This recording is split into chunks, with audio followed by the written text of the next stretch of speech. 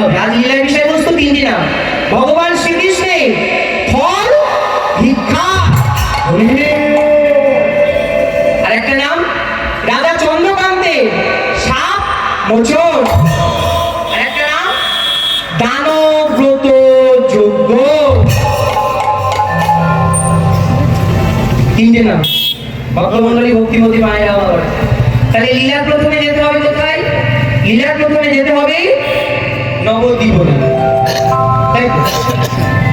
কেন না কলিযুগে উদ্ধার করতে এসে মহাপ্রভু, তাকে না স্মরণ করে যদি আমরা বৃন্দাবনে যাই ঘোর অপরাধ হবে।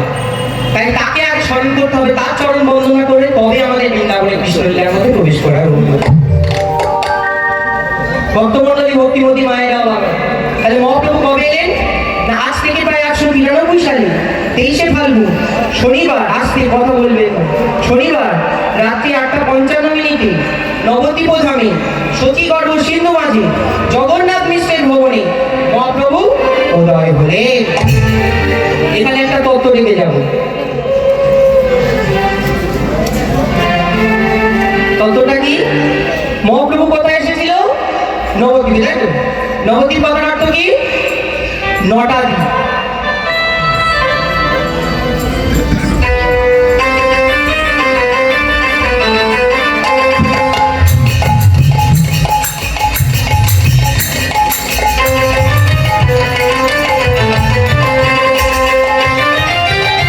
নবদ্বীপ কথার অর্থ কি?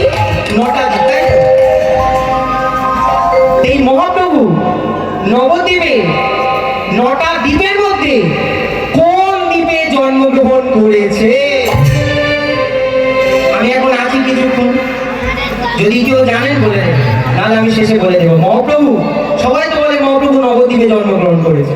মহাপ্রভু নবদ্বীপে নটা দ্বীপের মধ্যে কোন দ্বীপে অবতীর্ণ হয়েছে? ভক্তমন্ডলী ভক্তিমতী মায়ের, তাহলে দোল পূর্ণিমার দিন এই যে মহাপ্রভু ধরাধামে অবতীর্ণ হলেন, নিশ্চয়ই কেউ আহ্বান করেছে। কে আহ্বান করলেন? না অদ্বৈত ঠাকুর আর সীতা ঠাকুরানী। এই অদ্বৈত ঠাকুর সীতা ঠাকুরানীকে, এই অদ্বৈত ঠাকুর সীতা ঠাকুরানী হলো কৈলাসের ভোলানাথ আর মাতা পার্বতী। এই অদ্বৈত ঠাকুর সীতা ঠাকুরানী কেন আগে এলো? ভোলানাথ পার্বতী হয়ে কেন এলো? নিশ্চয়ই কোনো কারণ আছে। কি কারণ? তোমায় যেখানে তো রাজগান হবে কালকে শুনেছি, তাই রাজগানে একটা ঘটনা হয় দেখবেন। ভোলানাথ ওই শ্বেত গোপীর বেশ ধারণ করে গিয়েছিল না মোটা গোপী, আর মাতা পার্বতী দাঁড়িয়ে হয়ে দাঁড়িয়েছিল। যার জন্য সৃষ্টি হয়েছে মায়েরা, এখানে তত্ত্ব আছে, যার জন্য সৃষ্টি হয়েছে দেখবেন কোনো হরিবাসর করলে, ঠাকুরঘর প্রতিষ্ঠা করলে, গৃহ মন্দির প্রতিষ্ঠা করলে কি হয়? চারিদিকে 4টে কলা গাছে দিতে হয়। এই 4টে কলা গাছের জন্ম কোথা থেকে হয়েছে? এই 4টে কলা গাছের আলাদা আলাদা নাম আছে। কলা গাছের সামনে যে ঘট দেওয়া হয়, এই ঘটের উপরে যে ডাবটা দেওয়া হয়, ডাবটার জন্ম কোথা থেকে? ডাবের মধ্যে যে শীষটা থাকে, শীষটার মধ্যে কে? ভক্তমন্ডলী ভক্তিমতী মায়েরা, বাবারা, ডাবের মধ্যে যে জলটা থাকে, জলটাকে। আর ডাবটা শুকিয়ে গেলে যে নারকেল হয়, নারকেলের যে ছোপাগুলো হয়, এই ছোপার মধ্যে কোন দেবতা লুকিয়ে রয়েছে? নারকেলটা ছাড়িয়ে নিয়ে যে মালা হয়, মালার মধ্যে কোন দেবতা লুকিয়ে রয়েছে? ভক্তমন্ডলী ভক্তিমতী মায়েরা, বাবারা, তার জন্যে ওই দেখবেন চারিদিকে 4টে কলা গাছ দিতে হয়। 4টে কলা গাছের নাম আছে। এই কলা গাছের জন্ম হয়েছে কিন্তু মাতা পার্বতী থেকে। আর শ্রীফল, বেল, বেলের জন্ম হয়েছে মা লক্ষ্মীর থেকে। অনেকে এগুলো ভুলিয়ে ফেলে, অনেকে ভাবে লক্ষ্মী আর দুর্গা একই থেকে, ওই বেল আর ওই কলা গাছের জন্ম না। এই আলাদা তত্ত্ব আছে। শ্রীফলের জন্ম কোথা থেকে হলো? ভক্তমন্ডলী ভক্তিমতী মায়েরাও, বাবারা, এইবার কি করেছে? ভোলেনাথকে প্রবেশ করতে দেয়নি। কেন? আগের আসে একটা নিয়ম ছিল, ভগবান শ্রীকৃষ্ণ ছাড়া দ্বিতীয় কোনো পুরুষ রাস মঞ্চে প্রবেশ করতে পারবে না। যদি প্রবেশ করে তার গর্ভে সন্তান চলে আসবে, আর সেই সন্তান প্রসব হবে নাসিকার দ্বার দেশপতি, যার জন্ম হয়েছিল নারদ মুনি। এই একটা নারদ মুনির জন্ম আমি নিজে গ্রন্থ করে নারদ মুনির জন্ম পেয়েছি। নারদ মুনির নাম ছিল প্রথমে দুঃখী, তার মায়ের নাম ছিল সৌবানী, পরে তার নাম হচ্ছে নারদ মুনি। নারদ কথার অর্থ কি? ভক্তমন্ডলী ভক্তিমতী মায়েরা, বাবারা, এইবার কি করেছি? তখন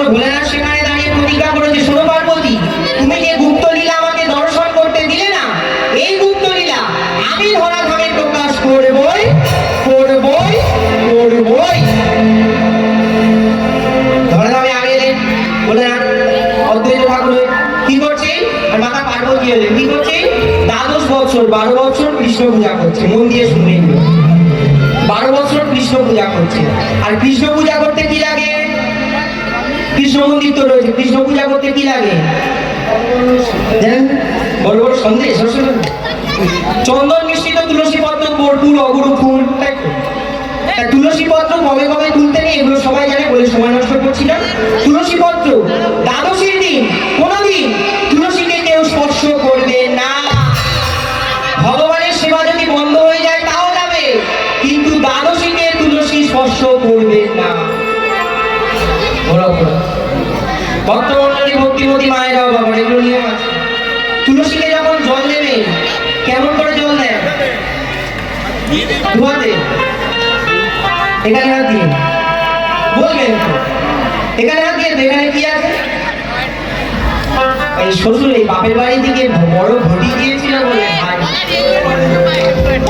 না। মানুষের দেহের মধ্যে ত্রিবেণী সঙ্গম রয়েছে, হাতের এই কনুয়ে। মানুষ এই ত্রিবেণী সঙ্গম ছেড়ে যায় কোথায়? প্রয়াগের কুম্ভ মেলাতে। ওরে রসনা, পাপ কোনোদিন বাপকে ছাড়ে না। গঙ্গাপুত্রের নাম কি? ভীষ্ম। গঙ্গাপুত্রের নাম যদি ভীষ্ম হয়, তাহলে ভীষ্মের কেন 54 দিন সরসজ্জা হলো? কি পাপ করেছিল? আগে 10 জন্ম আগে পাপ করেছিল, সেই পাপের ফল পেয়েছিল।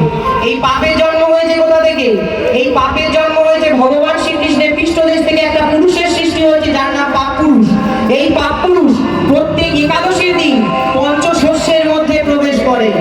যারা যারা একাদশী পালন করে না, তাদের মধ্যে একে একে পাপ পুরুষ প্রবেশ করে। তোমার একাদশী করেন তো? একাদশী যদি করেন, একটা কথা মাথায় রাখবেন, যারা জানেন না, ক্যালেন্ডারে পঞ্জিকাতে একাদশী রয়েছে বলেই একাদশী করে নিলাম, এগুলো অপরাধ হবে। কেন? একাদশী যদি করতে হয়, কোনোদিন দশমী তিথি একাদশী করবেন না। করতে হলে দ্বাদশী যুক্ত একাদশী করবেন। কেন? এই দশমী তিথি একাদশী করেছিল বলে নারদীয় পুরাণের ঘটনা মহাভারতের সঙ্গে যুক্ত রয়েছে। এক রমণী, তার বংশ নাশ হয়ে গেছে, শুধু দশমী যুক্ত একাদশী করেছিল। ভক্তমন্ডলী, ভক্তিমতী মায়েরাও বাবারা, মহাভারতে কে করেছিল দশমী যুক্ত একাদশী? নারদীয় পুরাণের ঘটনা বলে দেন। এই একাদশী যখন করবেন, দ্বাদশী যুক্ত করবেন, তাতে মঙ্গল, কিন্তু দশমী বিদ্ধ একাদশী করা মহাপাপ। একাদশী করে পঞ্চশস্য তো খেতে নেই, এগুলো জানেন। আর কি কি খেতে নেই বললো, ওটা কি বললো? কষ্ট পাবেন না তো? কষ্ট পাবেন না? বড় পুরাণের ঘটনা, সব পুরাণের ঘটনা। একাদশী করে কোনোদিন, কান খুলে শুনে নেন, একাদশী করে কোনোদিন কাঁচা লঙ্কা গ্রহণ করবেন না। কাঁচা লঙ্কা যতগুলো দানা, ততগুলো একটা একটা পাপ শরীরের মধ্যে প্রবেশ করবে। একাদশীর আগের দিন দশমী, এই দশমীর দিন পরের বাড়ির অন্ন গ্রহণ করবেন না। দশমী থেকে দ্বাদশী পর্যন্ত কোনোদিন মিথ্যা কথা বলা, জুয়া খেলা, তাস খেলা, কোনো অসৎ জায়গায় যাওয়া যাবে না। মাথায় রাখতে হবে। যারা যারা প্রসাদ খাচ্ছেন, এনিও তত্ত্ব আছে। প্রসাদটা খেয়ে সঙ্গে সঙ্গে মাথায় এমন ভাবে মুছবেন না, হাতটা ধুয়ে মাথাটাই মুছবেন। কেন? আমাদের দেহের মধ্যে 32 রকম জায়গায় 32 রকম দেবতা রয়েছে। ওই এটো হাতটা নিয়ে যদি মাথায় মুছে দিই না, সারা দেহটা প্রসাদী হয়ে যাবে, এটো হয়ে যাবে। ভগবান আমাদের দেহের মধ্যে আর আসবে।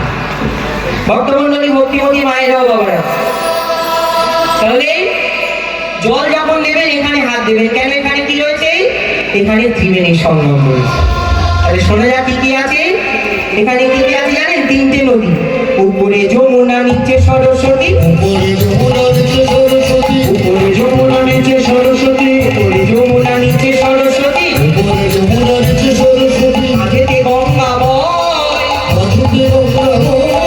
কোন শুভ কাজে পরিবারে কালে ত্রিবেণী সাক্ষী রয়। কোন শুভ কাজে পরিবারে কালে ত্রিবেণী সাক্ষী রয়। তিনজনেতেই সাক্ষী রইলে, তিনজনেতেই সাক্ষী রইলে। গঙ্গা, যমুনা, সরস্বতী, তিনজনেতেই সাক্ষী রইলে। গঙ্গা, যমুনা, সরস্বতী, তিনজনেতেই সাক্ষী রইলে। তিনজন দেবে না, গঙ্গা যমুনা সরস্বতী তো তিনজন দিল। আর দিনের বেলা যখন তুলসী গাছে জল দেন কে থাকে আকাশে? সূর্য। এই চারজন মিলে। কেন? তুলসীকে যত পরিচর্যা করবে, তুলসীকে যত যত্ন করবে, তুলসীকে যত সেবা করবে, খুশি হবে আর কেউ নয়, নারায়ণ। কেন? তুলসী কে জানে? নারায়ণের তিনটে স্ত্রী ছিল, বুঝলেন? গঙ্গা, সরস্বতী আর তুলসী। গঙ্গা, সরস্বতী আর লক্ষ্মী। লক্ষ্মী হয়ে এসেছে ধর্মধ্বজের কন্যা তুলসী। বড় ঘটনা রয়েছে, একটা ঝগড়ার জন্য তুলসী হয়ে আসতে হয়েছে ধর্ম। ভক্তমন্ডলী, ভক্তিমতী মায়েরা ও বাবারা, যখন তুলসীকে জল দেবেন কোনোদিন ভিজে কাপড়ে, আজকে কথা বলবেন না, কোনোদিন ভিজে কাপড়ে তুলসীর গায়ে জল দেবেন না। আপনার বসনের জল, ভিজে কাপড়ের জল যদি তুলসীর গায়ে লাগে, আপনাকে 7 জন্ম বসনের কষ্ট পেতে হবে। তুলসীকে যখন জল দেবেন, প্রদক্ষিণ করবেন, জোরে জোরে মন্ত্র পাঠ করবেন না। কেন? আপনার মুখের হাওয়া কি থুতু যদি তুলসীর গায়ে পড়ে, আপনাকে 7 জন্ম বোবা হয়ে জন্মগ্রহণ করতে হবে। নিয়ম আছে। ভক্তমন্ডলী, ভক্তিমতী মায়েরাও বাবা, যত পারবেন তুলসীকে সেবা করবেন, পূজা করবেন। এইবার তুলসী পত্র কি করেছে? তুলসী পত্র নিয়ে ভগবানের চরণে দিয়েছে। অদ্বৈত ঠাকুর আর সীতা ঠাকুরানী পূজা করে কি করে? প্রতিজ্ঞা করেছে, আজ থেকে আমরা 12 বছর কৃষ্ণ পূজা করব। আর কৃষ্ণ পূজা করে সেই কৃষ্ণ পূজা চন্দন মিশ্রিত তুলসী পত্র সুরধুনী গঙ্গায় ভাসিয়ে। তুলসী পত্র ভাসিতে ভাসিতে ভাসিতে ভাসিতে 3টে তুলসী পত্র ভাটির টানে উঠা গেছে। অর্থাৎ এদিকে ভাটা, তার উল্টো দিকে চলে গেছে, বুঝলে? এইবার গিয়েছে কোথায়? দুটো গিয়েছে ঊর্ধ্বে গোলকে। গোলকে গিয়ে কি করেছে? রাধা রানীকে নিয়ে ভগবান শ্রীকৃষ্ণ বিলাস কুঞ্জে রয়েছে। একটা চন্দন মিশ্রিত তুলসী পত্র ভগবানের চরণে আঘাত। ভগবান শ্রীকৃষ্ণ আমার জাগরিত, কি আমার চরণে কি এমন ভাবে তুলসী পত্র দিল? তুলসী পত্রটা হস্তে নিয়ে চিৎকার করে ভগবান বলে উঠল, অদ্বৈত প্রভু।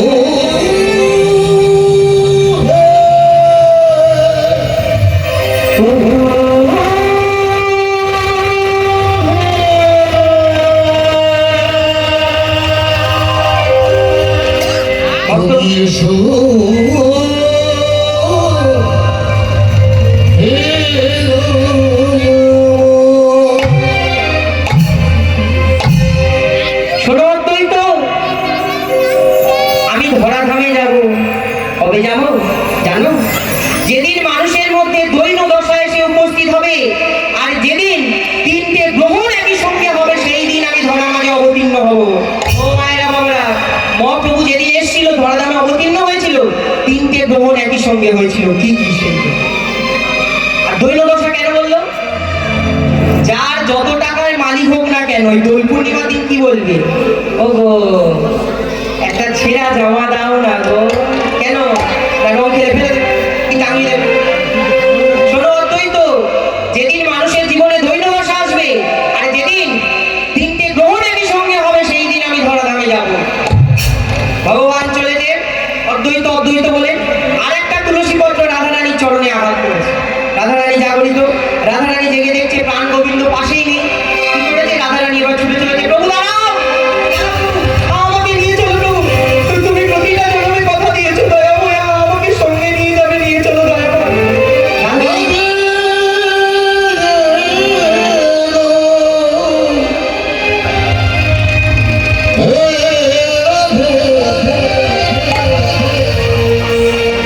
আমি কথা দিয়েছিলাম আজ দিয়ে যাব।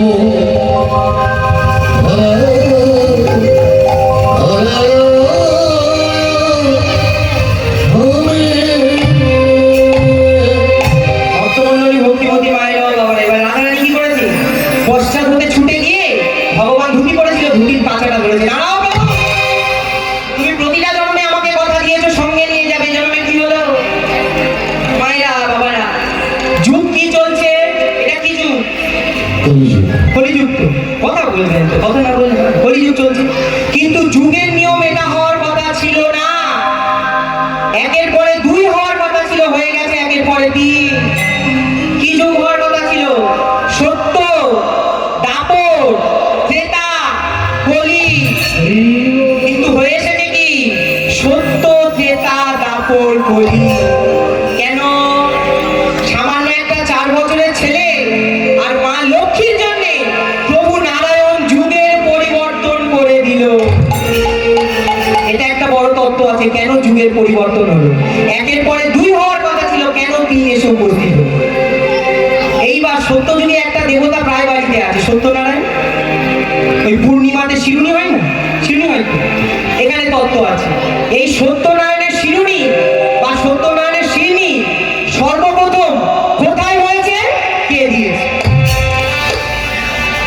সত্য যুগের পরে এলো ত্রেতা। ত্রেতা যুগে প্রভু রাম অবতারে, এই রাম অবতারে ভগবান প্রভু রামচন্দ্র তাকে সর্বপ্রথম দ্বাপর যুগের কৃষ্ণের রূপ দেখিয়েছে। অর্থাৎ কতটা কি, কে সর্বপ্রথম কৃষ্ণের রূপ দেখেছিল? ত্রেতা যুগে দুজন দেখেছে। কে কে? ভক্তমণ্ডলী, ভক্তিমতী মায়েরাও বাবারা। এইবার ভগবান বলছে, শোনো রাখে, প্রতিটা জন্মে যখন আমি তোমাকে কথা দিয়েছি সঙ্গে নিয়ে যাব, আমি তোমাকে সঙ্গে নিয়ে যাবো। তবে শোনো, এমন ভাবে দুই রূপ হয়ে তো আমি যেতে পারবো না, আমি এক রূপ হয়ে যাব। এইবার রাধারানী দুটি বাহু প্রসারণ করে দাঁড়িয়ে রয়েছে। ভগবান ছলনাময় গোবিন্দ আমার রাধারানীর অন্তরের মধ্যে প্রবেশ করলেন। কেমন ভাবে? অন্তে কৃষ্ণ বহিরে রাধা, দুই তনু একত্রিত হয়ে হলো কি আমার গৌর গুণধাম। সেইটা ভেসে ভেসে আসছে কোথায়? মাঘী পূর্ণিমার দিন নবদ্বীপে যাবেন, চেষ্টা করুন গঙ্গা স্নান। মা সতী মাতা কি করেছেন? সতী মাতা মাঘী পূর্ণিমার দিন শিবাসামিনার ঘাটে স্নান করতে গেছে। এবার স্নান করতে গেলে সঙ্গে সঙ্গে গঙ্গায় কেউ ঝাঁপ দেবেন না, অনেক নিয়ম আছে গঙ্গায় স্নান। গঙ্গায় স্নান করে সঙ্গে সঙ্গে কাউকে দান দেবেন না ভিজে কাপড়ে। কেন? মহাপাপ। কি পাপ? আপনি যে মনস্কামনা নিয়ে গঙ্গায় স্নান করলেন সেটা সব ব্যর্থ, আর মা গঙ্গাকে অপমান করা হলো। তাহলে দান দেবো না বাবা? দেবে। কখন? গঙ্গায় স্নান করলেন, স্নান করার পর কিছু দূর এগিয়ে চলে এলেন, মা গঙ্গাকে যখন নিজ নয়নে আর দেখতে পেলেন না, তখন থেকে দান দেওয়া শুরু করলেন। গঙ্গাকে সামনে রেখে স্নান করে ভিজে কাপড়ে দান দেওয়া মহাপাপ। ভক্তমণ্ডলী, ভক্তিমতী মায়েরাও বাবারা, মা স্নান করেছে, স্নানের পর তর্পণ করে। তর্পণ 6 প্রকারের রয়েছে, আমরা 2 প্রকারের তর্পণ জানি। চৈতন্য প্রদীপ গ্রন্থে আমি 6 প্রকারের তর্পণ পেয়েছি। কি কি তর্পণ? কিন্তু আমরা সচরাচর মহালয়ার দিন পিতৃপুরুষের উদ্দেশ্যে তর্পণ করি, মহালয়ার দিন, আর সূর্যদেবের উদ্দেশ্যে প্রত্যেক দিন। মা কি করেছেন? সূর্যদেবের উদ্দেশ্যে তর্পণ করে মা আমার সেই সুরধনী গঙ্গার জল আর যে তুলসী পদ্মের মধ্যে রাধা কৃষ্ণ রয়েছে সেটা চারিদিকে ঘুরছিল। মা কি করেছে? সেটা তাহলে মহাপ্রভু গর্বে এলো কবে? মাঘী পূর্ণিমার দিন। আর হয়েছে কবে? দোল পূর্ণিমার দিন। তাহলে মাঘী পূর্ণিমা, দোল পূর্ণিমা তো গায়ে গায়ে কি করে হয়? তারপরে দোল পূর্ণিমা 13 মাস। তাহলে এবার তুলু তৈরি হয়ে যাক জোরে জোরে জোরে জোরে জোরে। এখানে একটা তত্ত্ব আছে, একবার হরি ধ্বনি করলে যে পূর্ণ হয়, 100 বার উলু ধ্বনি করলে, আর 100 বার উলু ধ্বনি করলে যে পূর্ণ হয়, একবার শঙ্খ ধ্বনি করলে তার 1000 গুণ পূর্ণ হয়। বাড়িতে যখন সময় পাবে, কোনো বাদ্যযন্ত্র থাকুক, শঙ্খ বাজানোর চেষ্টা করবে। আর এখন আর শঙ্খ কি বাজাবেন? অন্য একটা ধর্ম চলে আসছে তো, ভবনে যাচ্ছে না। মায়েরা, মাইকেল মধুসূদন দত্তের জীবনীটা একবার পড়ে দেখবেন, কেন আপনাদেরই বোঝায় বেশিরভাগ। বাড়িতে এসে দুপুরবেলা করে আসে মায়েরা, আর মায়েরাই বাড়ি থেকে দুপুরবেলা করে মায়েদের এসে ভাতটা ঘুরে। মাইকেল মধুসূদন দত্তের জীবনীটা পড়বেন, শেষ জীবনী। এই মাইকেল মধুসূদন দত্ত দত্তবাড়ি ছেলে হয়ে খ্রিস্টান ধর্মের মেয়েকে বিয়ে করেছিল বলে শেষ বয়সে এসে তাকে ভিক্ষার বাটি ধরতে হয়েছিল।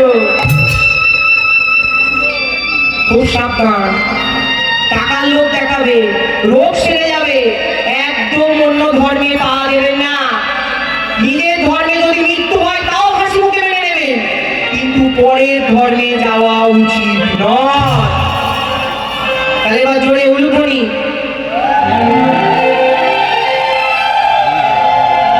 আমার গৌরে লোরে